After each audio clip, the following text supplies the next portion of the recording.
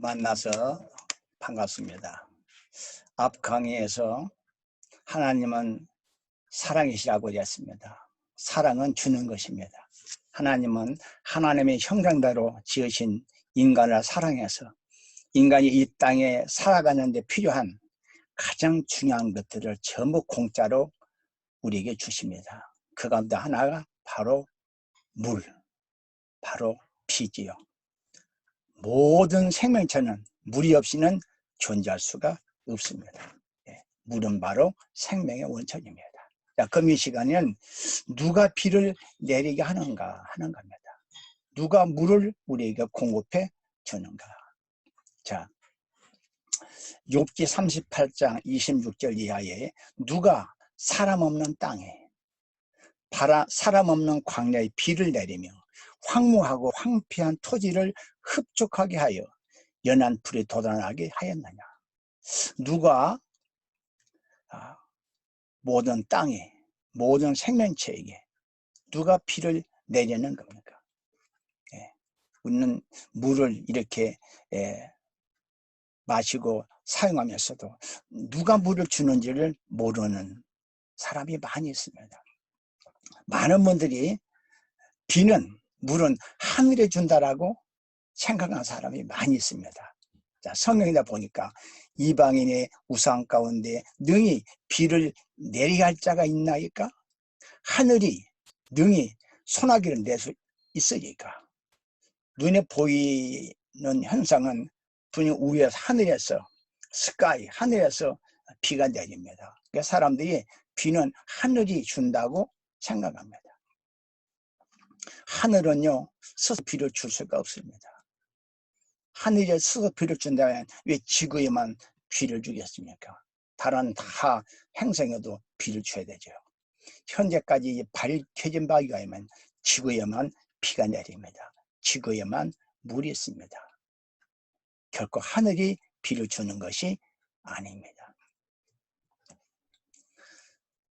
자, 인간은요, 아무리 과학기술이 발전해도 물 한 방울 결코 만들 수가 없습니다. 피조물인 인간은요, 많은 것들을 만들어내지만 생명체 절대적으로 필요한 물은 한 방울도 만들 수가 없고 앞으로도 결코 만들 수가 없습니다. 그래서 사람들은 가뭄이 올 때 뭘 하죠? 기우제를 합니다. 기우제. 이 자체가 뭘 의미하는 거죠? 인간은 물을 만들 수가 없다. 인간의 힘이 한계다라는 걸 우리에게 보여주고 있는 것이죠. 인간의 한계입니다.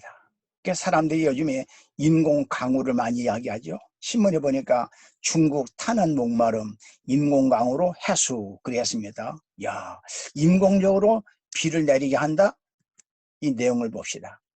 더 이상 가뭄은도 비를 내리는 방법 그러면서 인공강우를 설명합니다. 구름이 흡습성 물질을 뿌려주면 주위에 구름 물방울들을 끌어모아 빗방울이 되어야 된다. 근데 우리가 알 것은 인공강우도요, 구름이 있을 때 가능하지 구름이 전혀 없는 상태에서는 할 수 없다는 것입니다. 인간의 한계죠. 물은 인간이 결코 해결할 수 없는 문제입니다. 근데 중요한 것은요, 이 물이 지구에만 존재한다는 사실입니다. 지구에만 물이 존재해요. 이사야 45장 18절에 여호와는 하늘을 창조하신 하나님이시며 땅도 지구도 조성하시고 견고하게 하시되 헛되이 창조치 아니하시고 사람으로 거주하게 지으신 자시니라. 그 말씀에 나는 여호와라 나 외 다른 신이 없느니라. 여기 지금 태양을 중심으로 수성, 금성, 화성 쭉 있는데 지구에만 물이 있고요.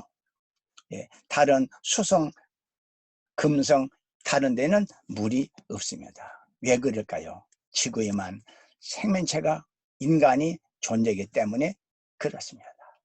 사람이 거주하게 사람이 살 수 있도록 지구에만 하나님께서 물을 공급해 주시는 것이죠. 자, 이 뉴턴 과학 잡지 보니까 생명을 키우는 행성의 조건.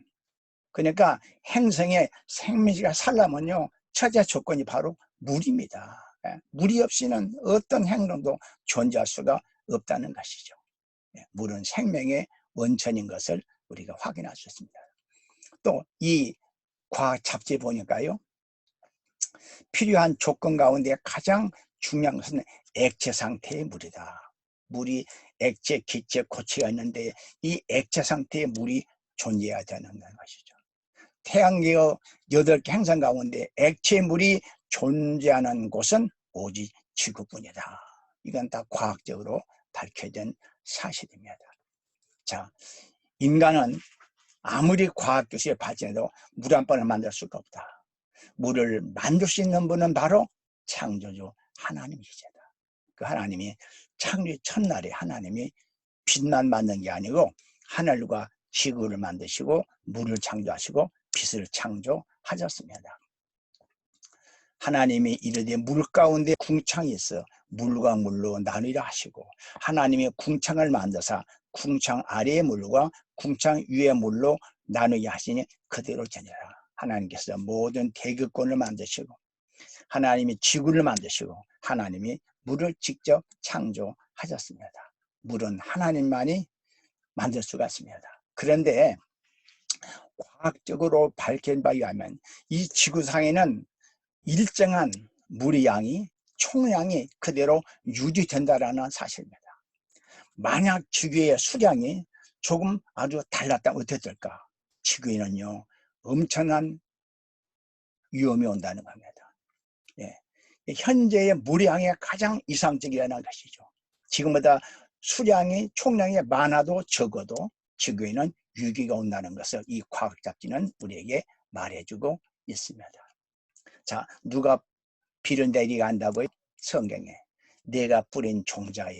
우리는 사람은 땅에다가 종자는 뿌릴 수 있습니다. 그러나 주께서 비를 주사 하나님 비를 줘야 여러분 그게 자라서 열매 맺는 거지.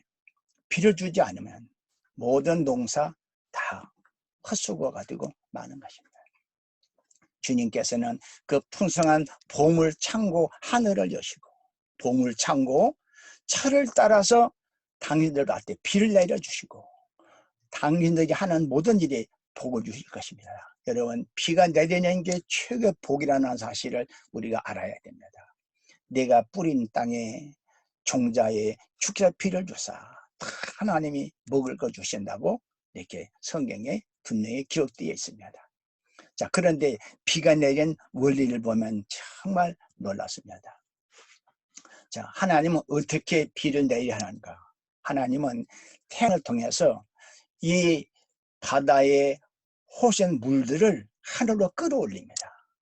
그가 물방울을 가늘게 하시며 빗방울이 증발하여 안개가 되게 하시도다. 그것이 구름에서 내려 많은 사람에게 쏟아지느니라. 바닷물을 불러 드로우스 업 끌어올리는 거지요. 지면에 다시 쏟으시는 일을 찾으라. 그의 이름은 여호와시니라. 얼음이 녹으면 물이 검어지며 눈이 그 속에 감춰질지라도 따뜻하면 마르고 더우면 그 자리에서 아주 없어지나니. 하나님은 헤아릴 수 없는 큰 일을 행하시나니, 귀한 일을 셀 수 없이 행하시나니, 그 가운데 하나가 비를 땅에 내리시고 물을 밭에 보내시며, 밭에 논밭에 여러분 땅에 비가 와야 사는데 어떻게 인간은 해결할 길이 없는데 하나님은 태양을 통해서 물을 전부 증발시켜서 구름이 되게 하고 그 구름이 다니면서 비를 내리게 해서 모든 만물이 살아가는 것이죠. 자, 빗방울은 0.01mm 구름이 입자 100만 개 이상이 모여서 이루어진다. 이 안개 입자는 0.1mm예요. 구름이 입자는 0.01mm인데 하나님께서 이렇게 땅에 있는 바다에 호수에 물을 아주 가늘게 눈에 볼 수 없는 그렇게 해가지고 저 하늘에 끌어올려서 그것이 결국은 빗방울이 되게 해서 이 땅에 내리게 하는 것입니다. 자, 여기는 영상을 또 한번 보면서 제가 설명을 드리겠습니다. 물의 순환을 이해하기 위해서 우리는 그 주요 무대를 살펴봐야 한다. 지구상의 물의 97%는 바다에 저장되어 있다. 지구상의 수많은 생명체를 유지시키기 위해서는 두 가지 필수적인 일이 반복되어야 한다. 바닷물에서 염분이 제거되어야 하고 그 물은 다시 지구 표면에 골고루 전달되어야 한다. 태양열의 도움을 받아 이 두 가지를 깨끗이 해결된다. 액체 물은 염분을 떨쳐버리고 기체 상태로 기화하여 증기 상태 공기 중에 스며든다. 신비롭죠? 이 현상은 이른 아침 호수나 저수지에서 우리가 쉽게 관찰되는 현상입니다. 매년 약 9,500, 600마일의 물이 증발을 통해 대기 중에 흡수되며 이 과정에서 창조의 가장 장엄한 장관 중에 하나가 하늘을 메우게 됩니다. 그게 바로 구름이죠. 네. 실제로 구름은 기막힌 운송 장비인 셈이다. 물방울이 모여있을 때 구름은 바람에 의해 어느 곳이든지 쉽게 운반된다. 구름이 하늘 높이 올라가면 냉각되고 그리고 수축되어 마침내 생명수로 변하게 된다. 놀랍게도 지구 탄생 이후로 지구상의 물의 양은 줄지도 늘지도 않았다. 이러한 사실이 과학적으로 증명되기 2000년 전에 이런 물의 순환은 이미 성경에 기록되어 있다. 모든 강물은 다 바다로 흐르되 바다를 채우지 못하며 어느 곳으로든지 그리 연하여 흐르느니라. 모든 강물이 바다로 흘러가지만 바다는 차지 않습니다. 왜냐하면 계속 하나님께서 물을 순환시키기 때문에 그렇습니다. 자, 액체가 수증기가 되는 것, 태양열의 도움을 받아 이거 정말 하나 하시는 일입니다. 태양열의 도움으로 물방울을 아주 가늘게 만들어 가지고 증발해서 구름이 되고 비가 내리게 한다. 참 놀랍습니다. 또 액체가 얼음이 되는 것도요, 이것도 놀라운 일입니다. 얼음은 누구 태에서 났느냐, 공중의 서리는 누가 낳았느냐, 물은 돌같이 굳어지고 고체죠. 얼음. 깊은 바다의 수면은 얼어붙느니라. 하나님의 입김이 얼음을 얼게 하고 물의 너비를 줄어들게 하느니라. 또한 그는 구름의 습기를 실으시고 그의 번개의 구름을 흩어지게 하시느니라. 물이 기체가 이건 수증기죠. 액체는 물이고 고체는 얼음인데 이 똑같은 물이 이렇게 상태 변하는 것도 놀라운 기적이고 여기도 하나님은 놀라운 뜻이 있습니다.